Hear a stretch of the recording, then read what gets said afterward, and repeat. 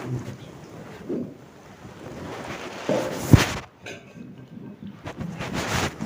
اللہ الرحمن الرحیم الحمد للہ رب العالمین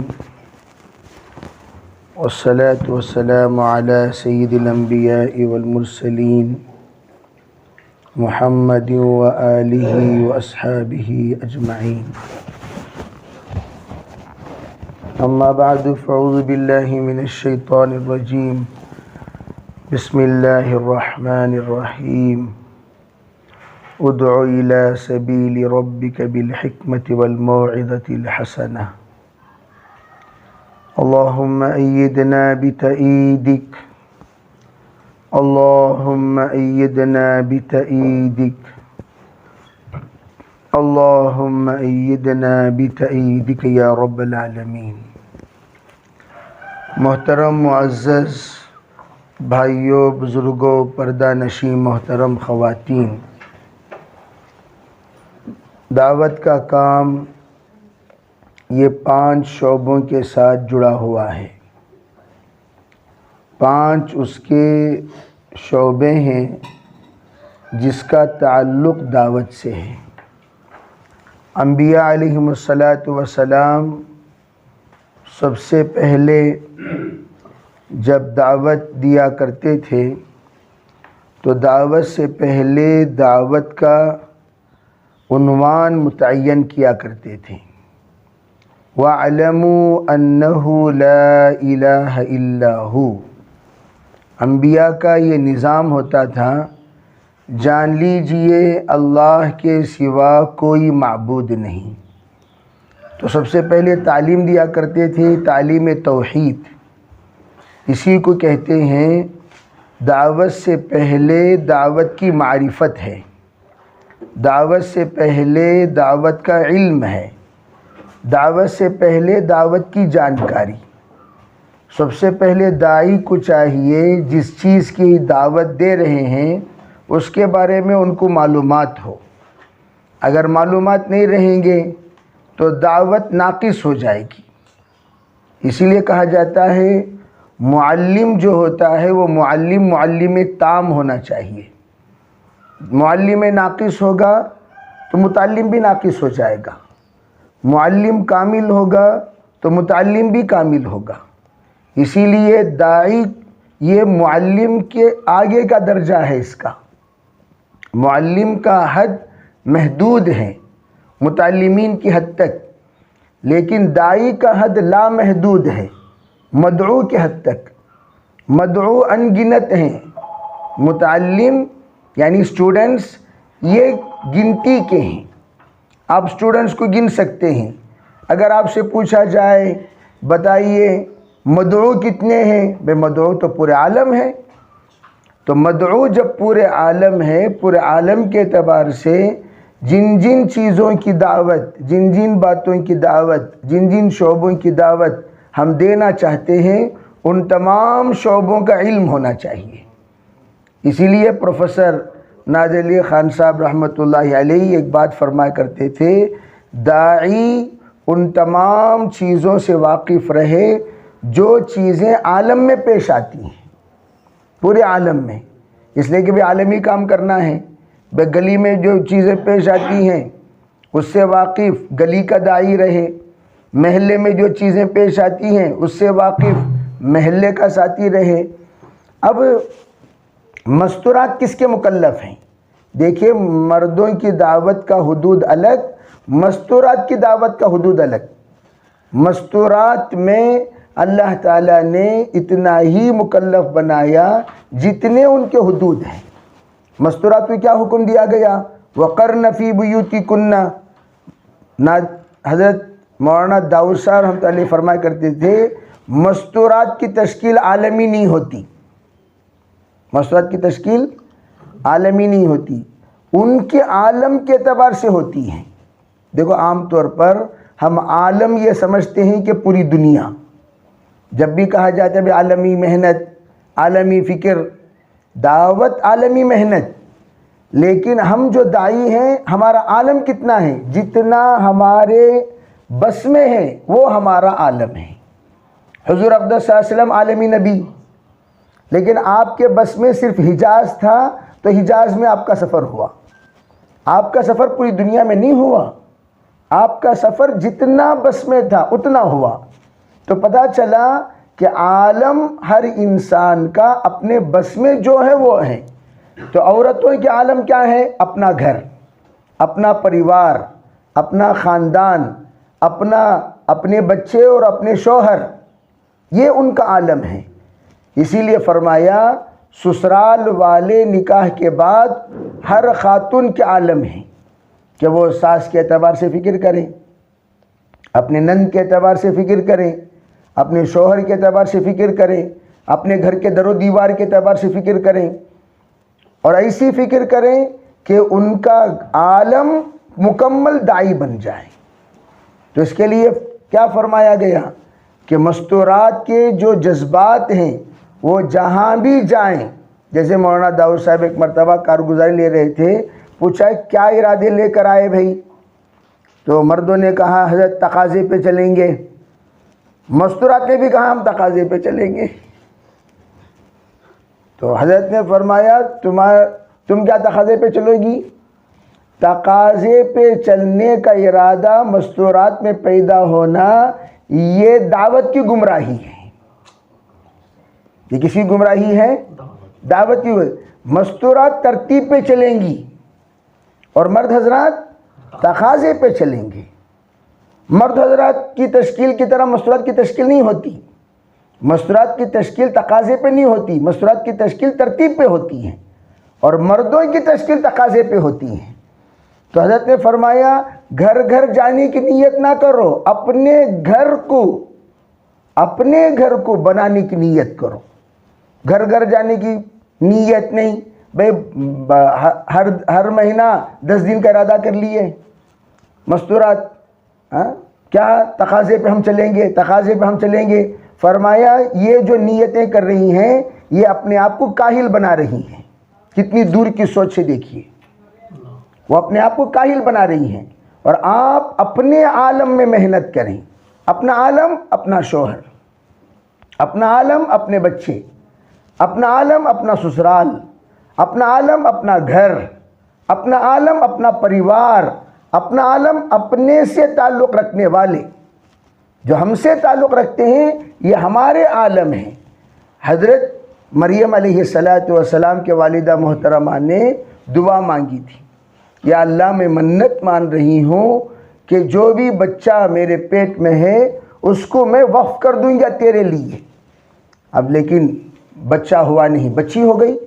اس لیے کہ اس زمانے میں لڑکے کو وقف کرتے تھے، لڑکیوں کو نہیں. اب بڑے حیرت میں حضرت مریم علیہ السلام کے والدہ نے کہا انی وضعتھا انثی، یا اللہ میں نے تو لڑکی جنم دی ہے، یہ تو لڑکی ہے. حالانکہ میں نے نیت کی تھی لڑکا ہوگا تو لڑکے کو میں کیا کر دوں گی، بیت المقدس کے لیے وقف کروں گی.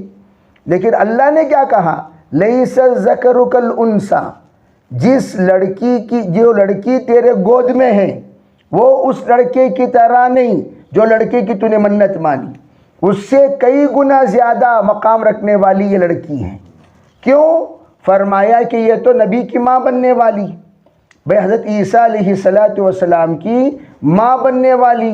اور حضرت عیسیٰ علیہ السلام بنی اسرائیل کے آخری نبی، اس وقت کے سب سے زیادہ اولو العزم انبیاء میں حضرت عیسیٰ علیہ السلام ہیں.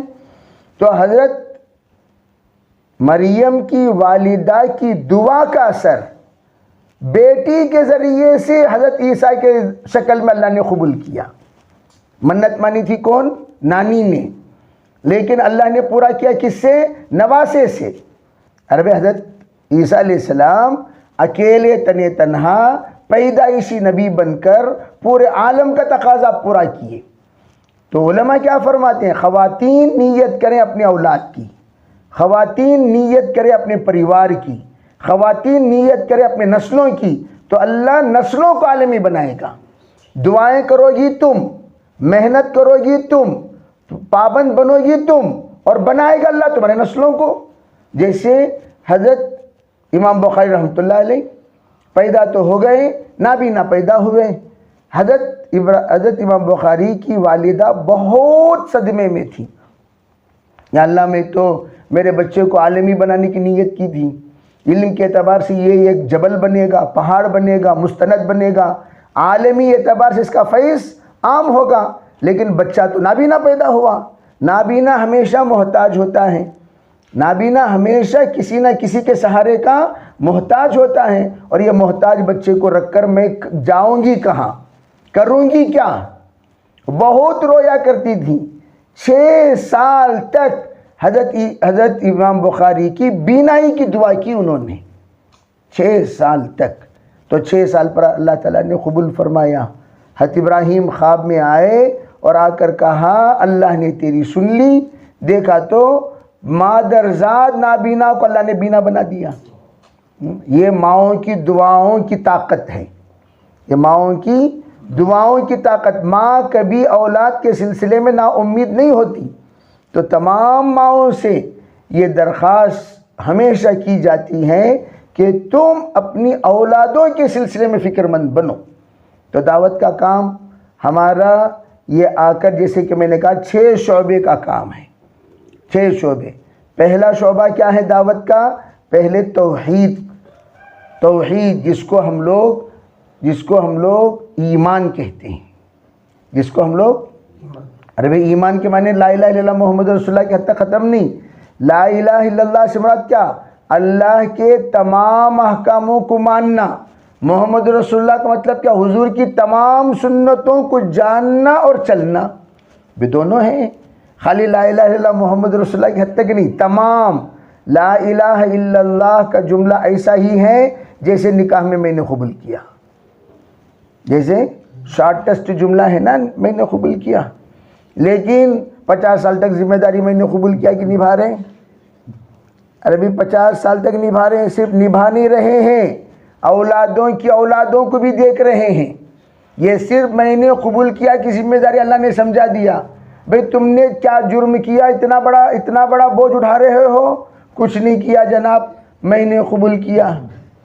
جب تم نے قبول کیا تمام قبول کرو، صحت کے اعتبار سے اونچ نیچ کو قبول کرو، طبیعت کے اعتبار سے اونچ نیچ کو قبول کرو، اخلاق کے اعتبار سے اونچ نیچ کو قبول کرو، ماحول کے اعتبار سے اونچ نیچ کو قبول کرو، اور سسرال اور ددیال ننیال کے اعتبار سے اونچ نیچ کو قبول کرو، ماحول کے اعتبار سے تمام اونچ نیچ کو قبول کرو۔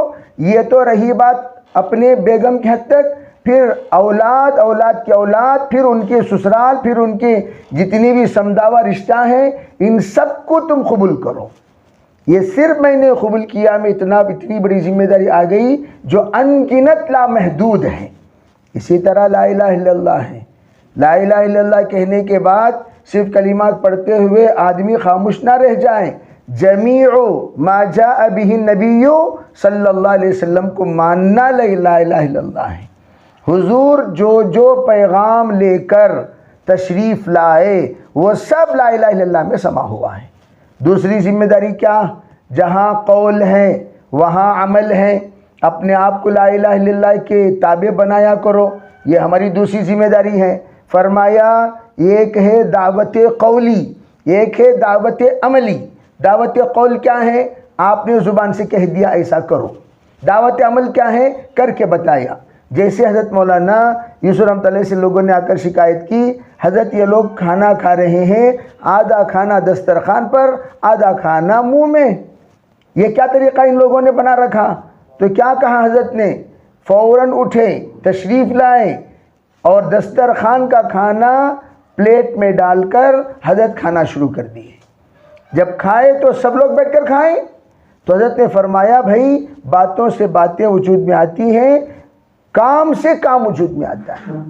باتیں مت کرو، کام کرو، کام کرو، کام کرو گے آٹومیٹک کام کرنے والے بن جائیں گے۔ تو ہم پریکٹیکلی سنت شریعت پر ہم اپنے آپ کو عامل بنائیں۔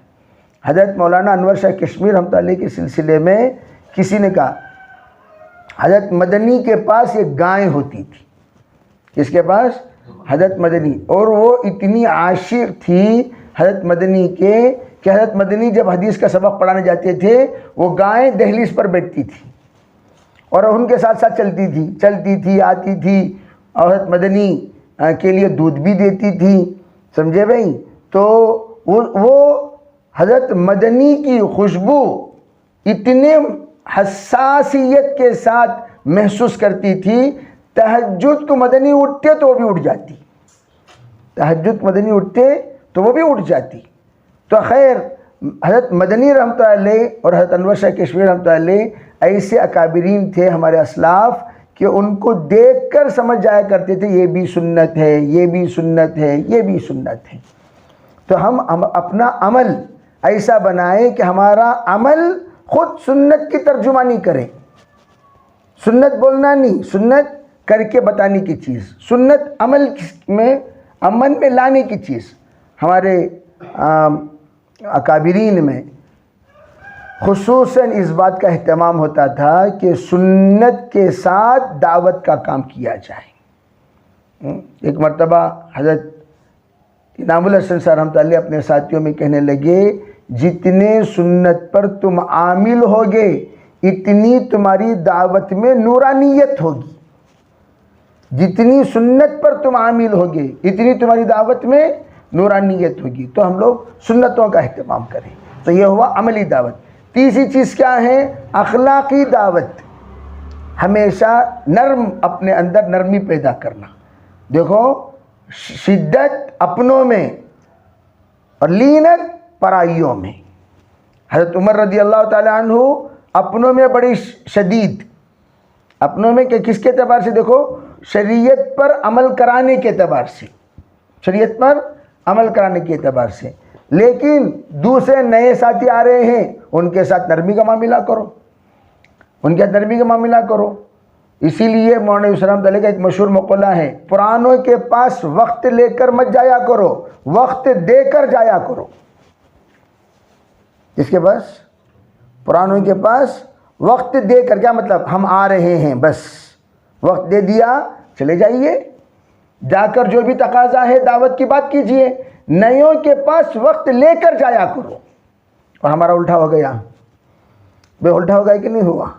پرانوں کے پاس وقت لیتے ہیں اور نئیوں کو وقت دیتے ہیں۔ حضرت نے فرمایا پرانے جو ہیں وہ سمجھدار ہیں، ان کا ہر وقت وقف کی نیت کیے ہوئے ہیں کہ ہر وقت ہمارا دعوت کا۔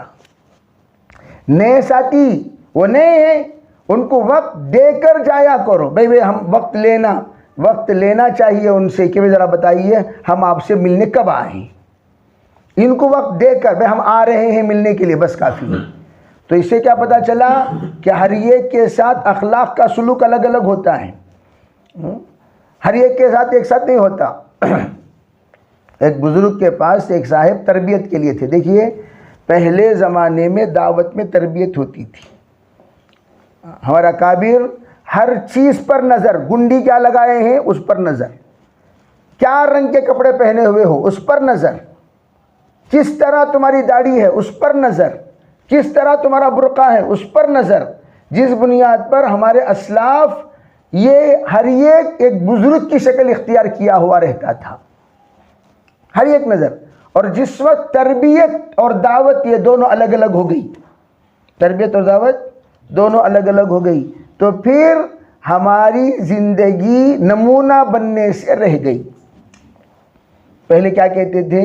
دائی کو سمجھنا ہو تو یوسف رحمۃ اللہ علیہ کی زندگی کو سمجھو، دائی کو سمجھنا ہو فلاں کی زندگی دیکھ لیا کرو، دائی کو سمجھنا ہو فلاں کی زندگی، جتنے مرحومین ہیں ان کی زندگیوں کی مثال دیتے تھے، ان کو دیکھو، ان کو دیکھو، ان کو دیکھو، ان کو دیکھو، تاکہ یہ پتہ چلے کہ دعوت کا کام یہ آ کر زندگی میں اپنے آپ کو نمونہ بنانے کا کام ہے۔ تو تیسری چیز کیا ہوئی؟ تیسری چیز اخلاق اپنے اندر پیدا کرنا۔ اسی لیے حضرت فرماتے تھے ہمیشہ اپنے چہرے کو استقبالی چہرہ بنائے رکھو۔ کیا چہرہ؟ اس سے پولیس کے سکا، پولیس میں چہرہ کڑک کو ہونا سو، پولیس میں کیسا رہنا چہرہ؟ مچھاں جتنے بڑے ہی اتنی زیادہ تنخواہ، ایک ہے تنخواہ۔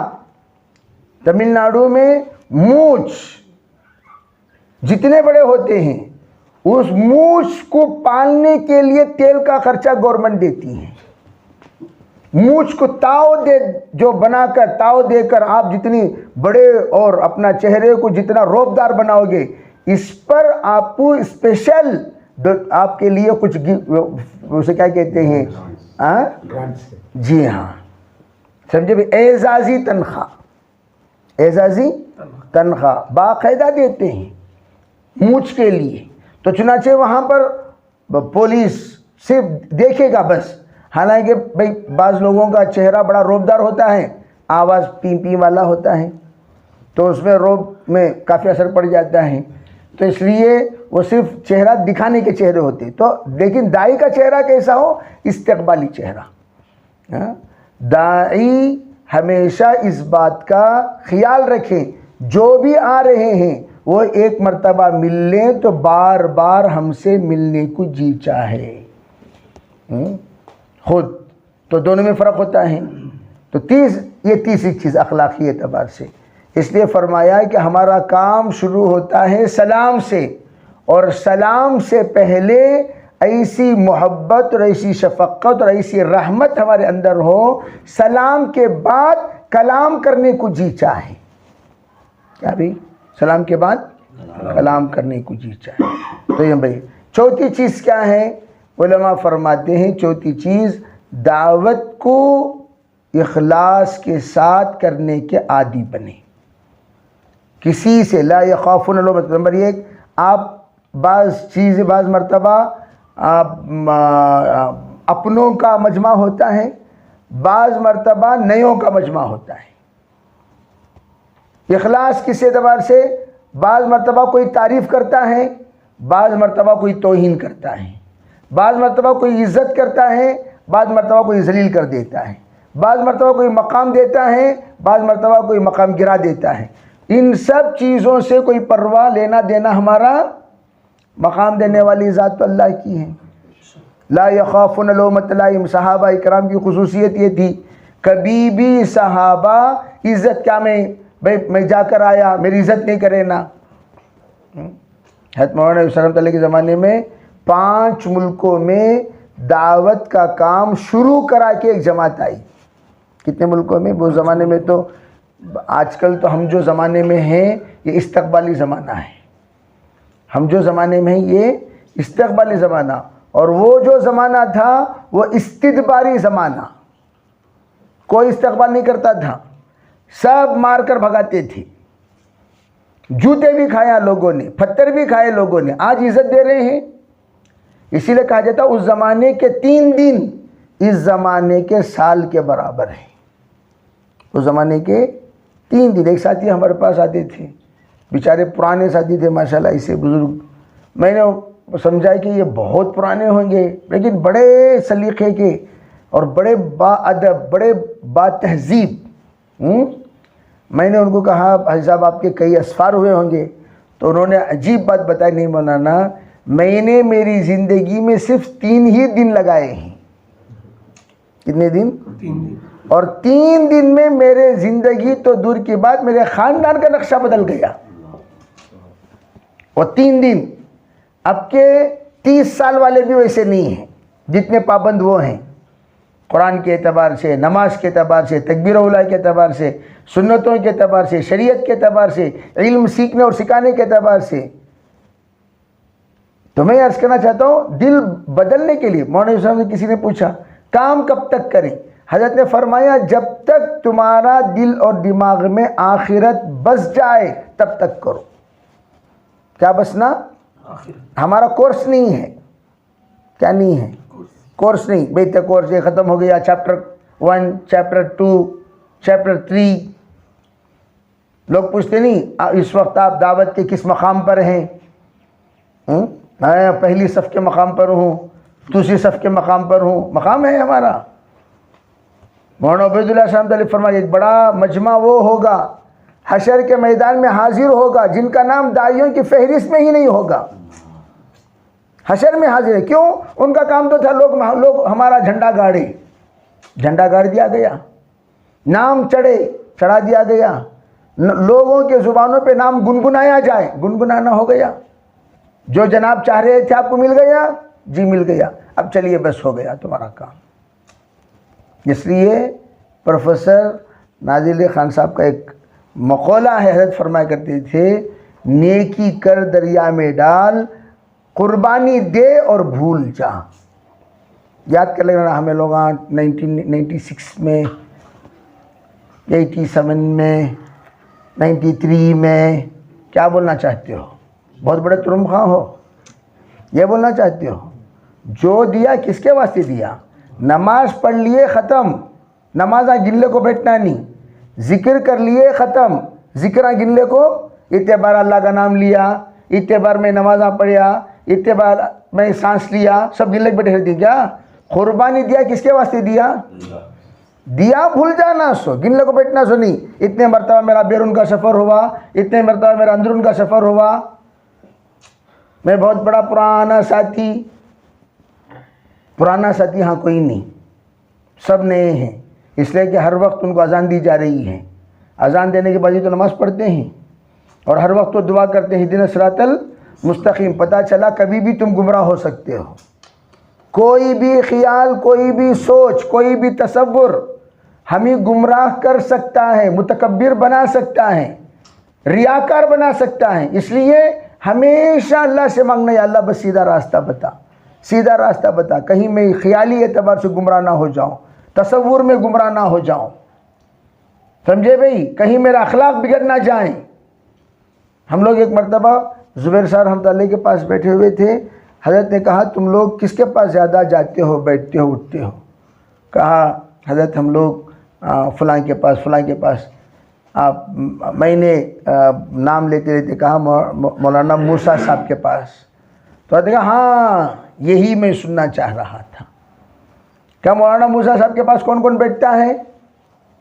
میں نے کہا جی میں بیٹھتا ہوں، اور ایک دو ساتھی ہمارے تھے انہوں نے ہاتھ اٹھایا، کہا مولانا موسیٰ صاحب سورتی رحمۃ اللہ علیہ ہو گئے، بہت سارے جانتے بھی نہیں ہوں گے، ان کو نام بھی نہیں سنا ہوگا۔ حضرت نے فرمایا وہ شخصیت ہیں جو 55 سال پہلے نظام الدین جس طلب کے ساتھ آئے آج بھی اسی طلب کے ساتھ ہیں، ان کے اندر ذرا برابر میں سیکھ لیا، میں پرانا، میں بولنے والا بن گیا، کبھی نہیں۔ آج 55 سال پہلے جس طلب کے ساتھ آئے مولانا یوسف رحمۃ اللہ کے زمانے میں، آج بھی اسی طلب کے ساتھ ہے۔ تو یہ ہمارے اندر ہونا چاہیے، ہمیشہ جہاں بھی جاؤ ہم نئے بن کر رہیں۔ تو ایک تو چیز، پانچویں چیز کیا ہے؟ پانچویں چیز ہم لوگ صرف اور صرف عبادت سمجھ کر دعوت میں لگیں۔ کیا سمجھ کر بھائی؟ ہاں عبادت، دعوت کا کام ایک عبادت ہے، اور عبادت اسی لیے دعوت کو نماز کے ساتھ رشتہ جوڑا جاتا ہے۔ بے نماز کا رشتہ جوڑتے نہیں، نماز کی طرح کرو، جس طرح ہر نمازی اپنی نماز کی فکر کرتا ہے۔ جب جیسے ہم لوگ جماعت کے ساتھ نماز پڑھ رہی ہیں لیکن ہماری فکر کیا ہے؟ میں رکوع صحیح کروں، میں سجدہ صحیح کروں، میں قیام صحیح کروں، میں قرات سنوں۔ بازو والا سن رہا ہے کہ نہیں سن رہا وہ مجھے ضرورت نہیں، انہیں سن رہا ہے کہ سو رہا ہے کہ وہ مجھے لینا دینا اس سے کچھ نہیں ہے، انہیں باوضو ہے کہ بے وضو ہے کہ وہ بھی ضرورت نہیں، تو باوضو ہے کیا؟ ارے وہی تو ہے بے، ہم باوضو رہیں، ہم اپنا خیال رکھیں، ہم اپنا سوچ رکھیں، ہم اپنا تصور صحیح کریں، تو وہ ہم اپنی فکر کریں۔ تو دائی بھی اسی طرح عبادت کی طرح صرف اپنی فکر، گاؤں گلی کی فکر کر لے، کوئی انہیں ویسا ہے انہیں ویسا، اپنی آخرت کیوں خراب کر رہے ہیں؟ حضرت نے فرمایا جس دائی کی زبان سے غیبت نکلتی ہے ہدایت نکل جاتی ہے۔ جس دائی کی زبان سے غیبت، اس زبان سے ہدایت نکل جاتی ہے، تو غیبت نہیں، ضرورت نہیں وہ چیز۔ اس کے لیے کیا کرنا؟ اپنے آپ کو جتنا مشغول رکھو گے اتنا گناہوں سے بچو گے۔ بزی حضرت مولانا انعام الحسن رحمۃ اللہ کے ساتھ 5 ماہ جماعت میں لگائے ہوئے ساتھی ہمارے ساتھ چلے میں تھے، جو حضرت کے ساتھ انگلینڈ میں 5 مہینے لگائے۔ انگلینڈ میں اس زمانے میں ملکوں کا سفر ہوتا تھا حضرت جی کا، تو حضرت کے ساتھ 5 ماہ حضرت جی کا معمول تھا، کوئی کام نہیں، ساتھیوں کو سب کو کہتے سب سو جاؤ، کوئی جاگا ہوا نہ رہے، سب سو جائیں۔ حضرت نے فرمایا جب کام نہیں ہے تو سو جایا کرو، صحت تو سلامت کے ساتھ رہے گی، ایمان بھی سلامت کے ساتھ رہے گا۔ اگر جاگو گے ادھر ایران توران کی بکو گے، ایران توران کی بکو گے، اعمال بھی خراب ہوں گے، اخلاق بھی خراب ہوں گے۔ تو اپنے آپ کو عبادت کی طرح۔ پھر آخری میں یہ بات فرمایا کہ اپنے محاسبے کے ساتھ دعوت کا کام کرتے رہیں، کہیں ایسا نہ ہو ڈاکٹر دوسروں کا ٹریٹمنٹ کرتا رہا، خود بیمار ہوتا رہا۔ ڈاکٹر دوسروں کا ٹریٹمنٹ، سب گاؤں گلی کی سب دوائی دیکھو، سب کے کینسر بھی دور ہو گئی، ہارٹ بھی دور ہو گیا، ٹھیک ہے بھائی، سب صحت مند ہو گئے، اور خود ہارٹ کا ڈاکٹر ہارٹ میں مرا، کینسر کا ڈاکٹر کینسر میں مرا۔ جی ہم سب کی اصلاح کرتے رہیں، خود بیمار ہو کر دنیا سے چلے گئے، کہیں ایسا نہ ہو۔ اس لیے کہا محاسبہ بہت ضروری ہے، جتنا محاسبہ کرتے رہیں گے اتنی اصلاح ہوتی رہے گی، اخلاص پیدا ہوتا رہے گا، اتنا اللہ استقامت بھی دیں گے، اور اتنی ہی اللہ مقبولیت دیں گے۔ سب کریں گے بھی انشاءاللہ۔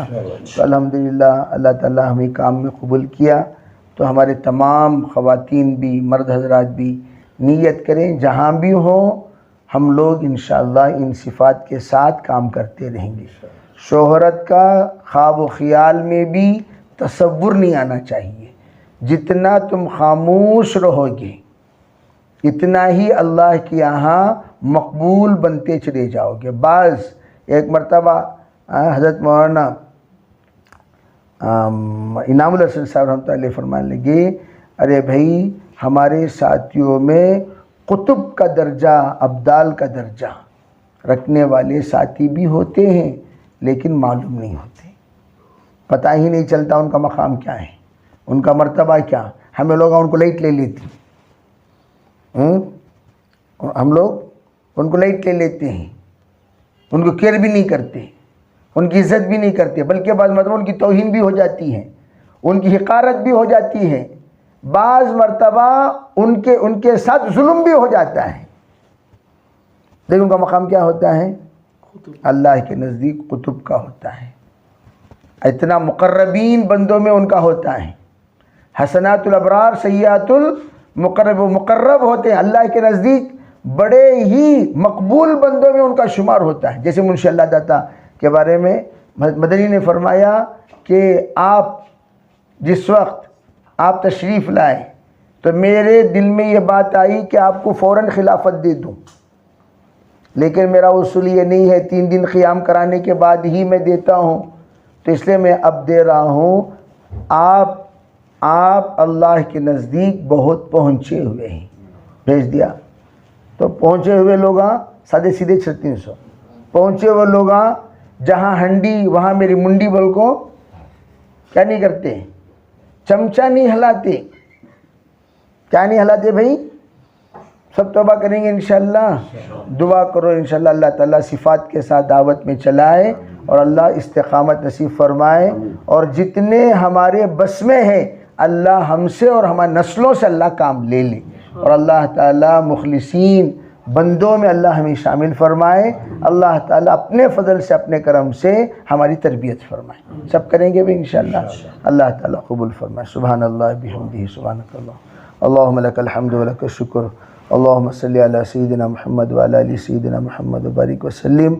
اے اللہ ہم سب کے گناہوں کو معاف فرما، یا اللہ ہمارے خطایا سے درگزر فرما، یا اللہ ہمارے بے بس بندے ہیں، ہم سب بے بس بندے ہیں، یا اللہ تربیت کی امید کے ساتھ خدمت کر رہے ہیں، دعوت میں چل رہے ہیں، آپ ہی مربی حقیقی ہیں، یا اللہ ہماری تربیت فرمائیے، ہماری تربیت فرمائیے، ہماری آنکھوں کی تربیت، زبان کی تربیت، دل کی تربیت، کان کی تربیت، جذبات کی تربیت، سوچ کی تربیت، خلوت کی تربیت، جلوت کی تربیت، یا اللہ ہر اعتبار سے ہماری تربیت فرما کر ہم آپ کے نیک برگزیدہ بندے بن جائیں، ایسے فیصلے فرمائیے۔ یا اللہ دعوت کے کام میں استقامت دیجیے، دعوت کے لیے جو صلاحیت چاہیے وہ تمام صلاحیتیں ہمارے اندر پیدا فرمائیے، جو صفات چاہیے وہ صفات سے ہمیں نواز دیجئے۔ یا اللہ علماء کی صحبت، بڑوں کی صحبت ہمیں نصیب فرمائیے، چھوٹا بن کر چلنے کی توفیق دیجئے۔ یا اللہ بڑا بن کر تکبر ہمارے اندر آنے سے بچا لیجئے۔ یا اللہ تیرے نیک برگزیدہ بندوں میں ہمیں شامل فرما لیجئے۔ یا اللہ ہمارے مردوں کو بھی، ہمارے عورتوں کو بھی، ہمارے نسلوں کو بھی قبول فرمائیے۔ یا اللہ ہم تیرے راستے میں صرف تجھ سے لینے کے لیے آئے ہیں، یا اللہ ہمیں عطا فرما، خالی ہاتھ نہ لوٹا، خالی ہاتھ نہ لوٹا۔ یا اللہ ہمیں یہاں نیت کرتے ہیں انشاءاللہ جو بھی دین کے اعتبار سے ترتیب بنائی جائے گی انشاءاللہ ہم نصرت کے لیے بھی، ہجرت کے لیے بھی تیار ہیں۔ یا اللہ ہمیں دونوں اعتبار سے استعداد نصیب فرمائیے۔ ہمارے تمام خاندان کے گھروں کے اپنے نجی مسائل کو حل فرما دیجئے۔ بہت سارے مسائل میں ہم گھیرے ہوئے ہیں، بہت ساری پریشانیاں ہیں۔ یا اللہ ان تمام پریشانیوں کا حل صرف آپ کے پاس ہے، آپ حال کو حل کرنے والے ہیں، حل فرما دیجئے۔ یا اللہ کسی محتاج کا ہمیں محتاج نہ بنائیے، کسی محتاج کا ہمیں محتاج نہ بنائیے، کسی محتاج کا ہمیں محتاج نہ بنائیے۔ استغنائیت کے ساتھ جی کر استغنائیت کے ساتھ دنیا سے رخصت ہونے کی توفیق دیجئے۔ ربنا تقبل منا ما كان صالحا وصلحنا ما كان فاسدا برحمتك یا ارحم الراحمین۔